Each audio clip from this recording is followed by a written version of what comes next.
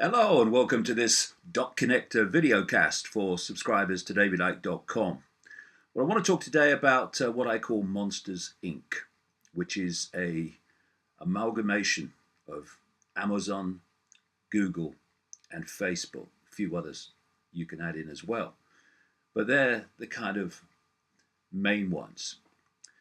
They are together dominating, increasingly monopolizing their area of operation. You have Google that now has 2 trillion searches a year. You have YouTube, owned by Google, that gets 1.5 billion active users a month. You have Facebook that has passed, it says, 2 billion users.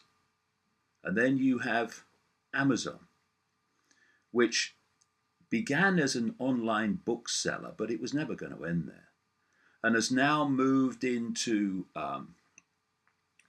retail, into almost every product you can think of. And it's reached the point where $1 in every 2 in America spent online is spent with Amazon, and something like £4 in every 10 in the UK. And it has devastated the independent book market in terms of publishers and sellers, and has destroyed so much independence in that industry as it controls more and more of what is produced and what isn't, which I'll come to in a second. And we therefore have these gathering monopolies, and they have so much power that they make billions and billions, but they don't even pay tax worth the name. It's laughable. And there was this story running this week. Why is Amazon being given £1 million by the tax man? It notched up £7 billion worth of sales last year.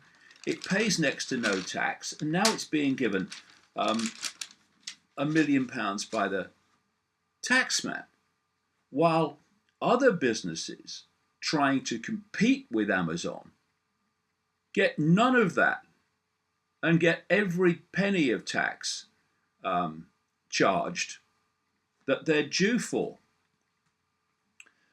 And this gathering power does not only relate to tax, but something actually even more important, which is the flow of information. Because now you have Facebook increasingly dominating the flow and communication and circulation of information. You have Google, who dominate the search for information. And you have, of course, Google's YouTube, again, dominating the whole video screening market on the internet. And this is how it's worked with all of them, because it's been my contention for a very, very long time that actually, if you go deep enough in the shadows, these corporations are working as one unit.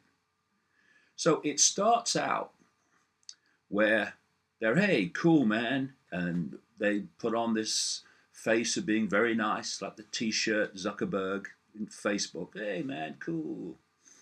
And they get more and more domination and more domination. Hey, cool, man. And eventually they reach the point where they again, this word, dominate their sphere of operation, that they then have the power to say, okay, are we controlling enough now? Yeah, okay.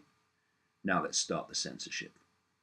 And we've seen Facebook using the hoax of fake news to justify the censorship of information. Over and over again, they've been caught out for that. In fact, they are admitting openly the use of algorithms to filter out information that they don't want to see circulated. And by they, who is the they? Who really controls Facebook? Who really controls Google? Who really controls Amazon? And what is their agenda? Because there is a common theme here with Google more and more, again using algorithms to push down and suppress the flow of information that they don't want people to see. They use this all-encompassing term hate speech, but who decides what that is? They do. And it was inevitable. There was this story this week on the Activist Post website. Google and YouTube target conspiracy theories in new quality control update. Google continues to make George Orwell's book 1984 a reality by censoring free speech and free flow of information. The latest update to its rating guidelines brings many changes, but the biggest are focused on conspiracy theory websites and query results in the non-English language and satirical pages that don't make it clearly known that they are satire. And it goes on to talk about how so-called unsubstantiated conspiracy theories are being targeted by Google. And then here with YouTube, a subsidiary of Google. Meanwhile, YouTube, a Google parent company, is planning on crucifying anyone who doesn't upload fuzzy cat videos and puppies. In other words, all their controversial content creators under the guise of getting rid of, quote, extremist content. Who decides what's extremist content? They do. And this is going on and on and on and on. And the idea is that in the end, only information that is in line with the official narrative will be circulating through these vehicles on the internet. And then there's Amazon. When Amazon began, it didn't censor books. They just let anything go through, basically. But now, thanks to the Zionist lobby, seems to be everywhere, they've started censoring books. And this is just the start. Again, I say that these corporations are working as one unit to one end, and that is to dominate, among other things, the flow of information of what people see and what they don't see. And because of this situation with algorithms, they can do that. And the mainstream media needs to realize that actually it is in the gun sights of this lot. Because, yes, we complain about the mainstream media and its bias and its inability or unwillingness to investigate what should be investigated with regard to official narratives of everything. But within that dross of pseudo-journalists are still some very, very good ones who do, within the limitations that they face, seek to investigate and uncover the truth about a range of things. They still get through. And of course, if you are dealing with print newspapers, then it's more difficult to censor than it is on the internet, because you can't algorithm censor a newspaper.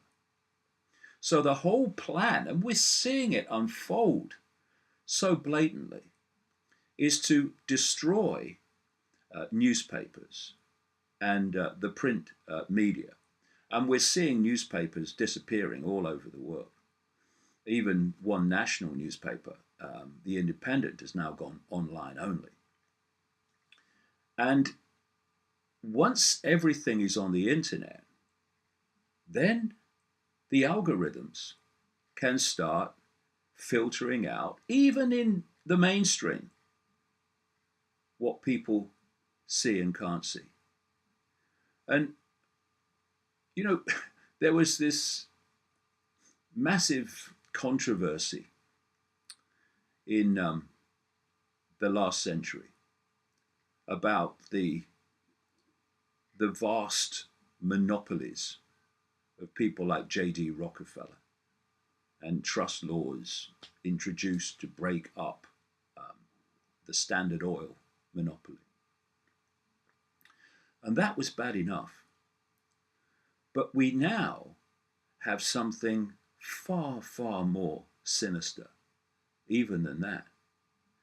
Not the domination of oil, the domination of information from which everything comes. And, you know, we can ignore it and hope it will go away. That's not the idea. The idea is it gets worse and worse and worse, and the censorship gets greater and greater and greater. And humanity, and it is humanity because everyone is affected by this anywhere in the world, needs to start addressing these monopolies on information operating on the internet, and start to press for them to be dealt with in a Rockefeller Standard Oil type way, where they are not allowed to continue to expand and dominate on the scale that is currently happening. Because there's only one way that this will end when you see the numbers and the control increasing all the time. And that is that a handful of corporations will completely control the flow of information that anyone in the world is allowed to see. And we should not fall for the myth that they are primarily doing this only for money and only for market share. Behind the scenes, in the shadows, it's being done for a much more sinister reason, a reason of total human control. Control perception, you control reality. Control reality, you control the world.